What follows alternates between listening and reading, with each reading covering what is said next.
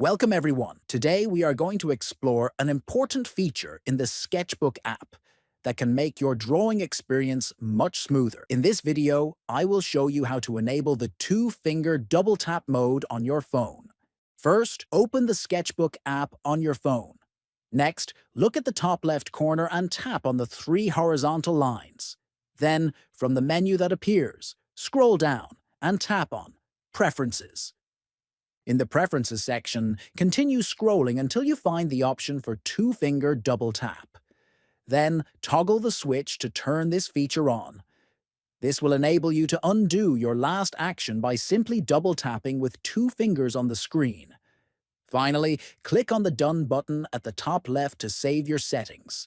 Once enabled, you can test it by drawing a few strokes and using the gesture to undo them quickly. If you found this tutorial helpful, please subscribe to the channel, like the video, and share it with friends. Thanks for watching.